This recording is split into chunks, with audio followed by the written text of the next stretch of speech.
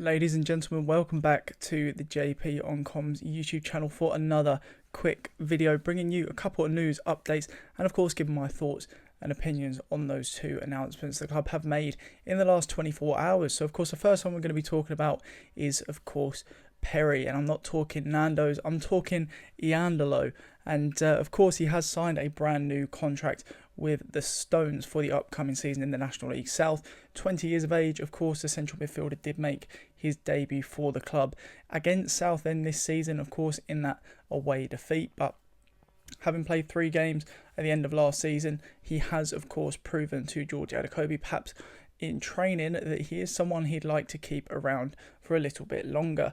Off the back of a pretty unfortunate season for Perri, I think it's a bit of a sign of Maystone's season really. He has had some significant injuries throughout this year, all of which have cleared up. I have actually spoken to Perri today myself, asking him how he's doing with his injury, making sure that that's all cleared up. He said that's all behind him. He's really looking forward to next season, so that is a good sign, of course. Hopefully he's going to be able to kick on and contribute significantly to this team.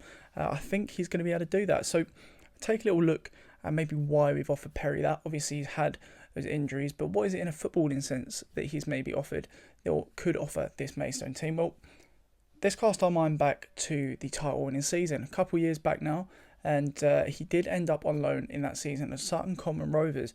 Now, he actually ended up winning their player of the season, the players' player of the season. So his teammates, 80% of them actually voted for him as the player of the season in that squad. So that's really impressive. I mean, a 20-year-old player, I think he would have been 19 at the time, playing one of his first seasons in the men's game.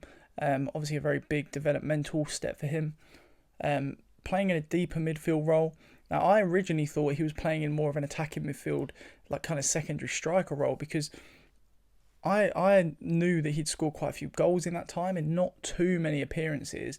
And I did, again, ask Perri for some clarification on this, but it turns out he played in actually a deeper midfield role, and he picked himself up 7 goals in roughly 20 odd games. So that's a really good output. I mean, a very young person playing in a not exactly a goal scoring position in, of course, a very, very new environment, and I think that's really good. I think that is a very promising sign. Obviously his older brother Ellis is doing very well at Swindon, clocked over 100 appearances for the club there, so he's definitely got football in his blood, and I think he's going to be able to contribute to this Maystone side big time in the upcoming season.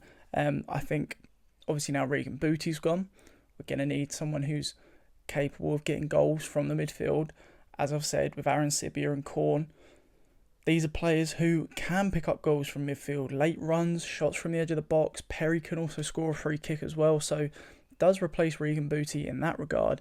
I don't think he's necessarily a very similar player, but definitely has some attributes that we'll be losing through Regan. So yes, I do think he's going to contribute quite a lot in this upcoming season.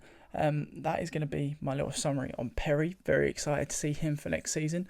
Nice to have another academy player coming through the ranks, and hopefully him, Nathan Jeke, if he does sign a new contract, will be able to kick on for next season. So let's now talk about the other half of this title, and that is of course the pre-season. Now, I don't know if it's just me, but pre-season I really, really enjoy it. It's one of my favourite parts of the year. I don't know why. I really enjoy seeing brand new players into the side, looking at try lists, looking at how other teams are doing in the build up to a season. I think is really, really important. If you can have a good pre-season, of course it never guarantees anything. I believe in the 2 title winning years that we've had, or 2 promotions that we've had last, both up to the National League, we didn't have particularly great pre-seasons. Last pre-season we had a pretty good one. Doesn't really indicate anything, does it?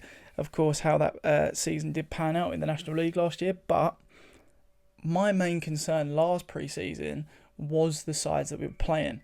Today, Maystone have announced a pre-season friendly against Horsham, a team who are in the Isthmian Premier Division, so that's 2 leagues below where Maystone find themselves this year, 1 year below the National South where will be next season.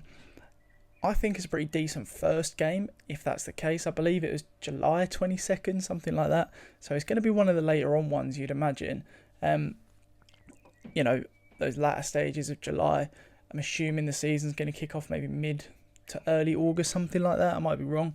But yeah, I think looking at pre-season, it does give you a foundation. It does give you an opportunity to test out trialists, test out new players, trial a few things that you may not get the opportunity to do in a normal competitive season. So it's very important to have a successful pre-season in some aspects. Maybe not winning, but in doing what you want to do, testing what you want to test.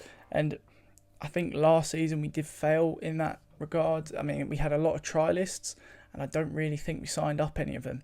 Not many that I can remember anyway.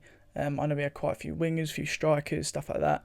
In the end, we opted for James Alabi, of course, following his release from Bromley, and a couple of other players in other areas as well. So yeah, I think if we can have a good pre-season, trial out a few new players, obviously Aaron Sibia being the only new incoming so far, of course, but players like Bivish, Perri, of course, as we've spoken about in this video, it's going to be a good opportunity for them to help find their feet in this squad, maybe learn their role a little bit better, find their feet around their new teammates a little bit clearer. And for me, like I say, the biggest problem we had last season was the quality of sides we were playing. We played a lot of lower league teams, especially considering that step up to National League.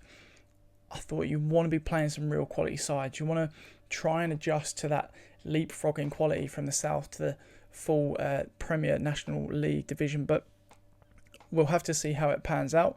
I think Horsham are, like I say, a decent side if you're going to be playing them early on in pre-season. You don't want a massive test. You just want to have a good run out, perhaps get a decent win, maybe have a bit of a comfortable performance, but still have a bit of a battle in there as well.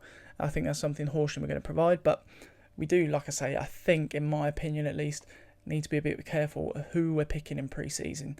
I think if we can get a few, bigger games, a few, maybe a Dagenham and Redbridge or something like that, even if it's against a few of their first teamers and then a few of their rotational players, that will do us well. Set the bar a little bit higher going into a campaign, which is probably going to be quite difficult, of course. I mean, we're going to have a new squad, got a new manager.